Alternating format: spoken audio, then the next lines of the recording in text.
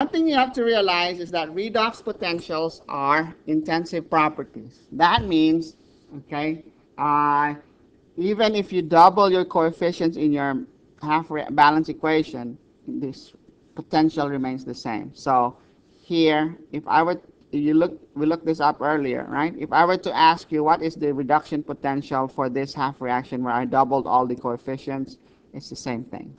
Okay, so it's an intensive property.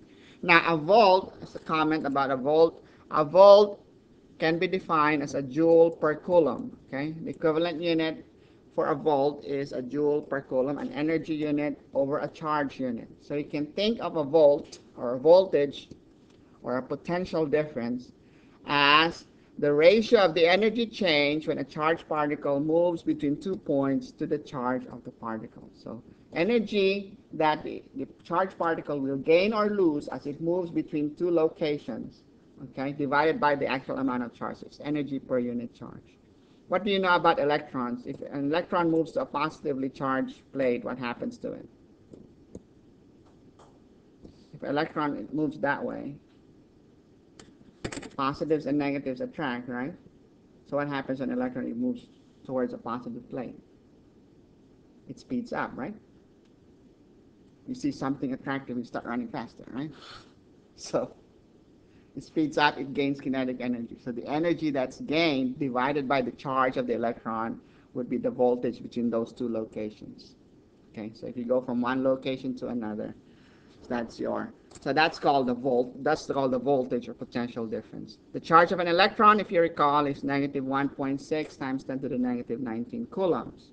Okay, now since we generally have to deal with moles, a mole of electrons would be Avogadro number of electrons. So if you multiply that by the charge of each electron, Avogadro number times the charge of each electron will give you 96,500 coulombs, okay, or 96,487 to be more precise.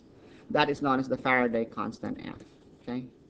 So that's 96,500 coulombs in a mole of electrons. Why are we talking about moving electrons? Because we're going to talk now about taking advantage of redox reactions, okay, as reactions that involve electron transfer, right? Well, if you carry out your reactions in separate compartments, okay, you can have the electrons travel through a wire from one compartment to the other. Then that allows you to harness energy from your reaction in the form of electrical work. And so what kinds of benefits can we draw from that? You can run electrical stuff, basically. Your everyday battery is a container that has a redox reaction going on inside it. So when electrons come out of the negative part of your AA battery and it goes to the positive terminal of your battery, okay, remember, if you've looked at your battery, you'll see one side is marked negative, the other is positive. Electrons come out of the negative terminal and go to the positive terminal.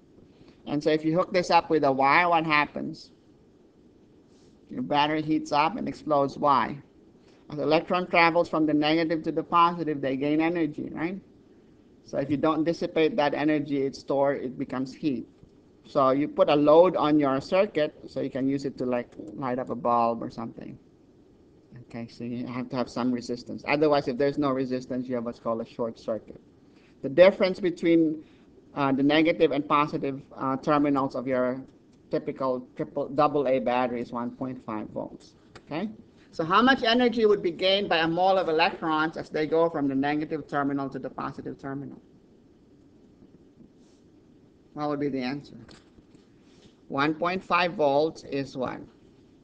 A joule per coulomb, right? How many coulombs do we have in a mole of electrons? 96,500 joules per coulomb. 96,500 coulombs per mole, right? Per mole of electron. So coulombs cancel out. So what's 1.5 times 96,500 joules?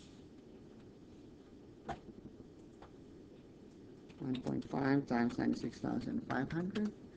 That's 144 kilojoules. 145 kilojoules. About 150 kilojoules. Okay. That's how much energy is gained by a mole of electrons.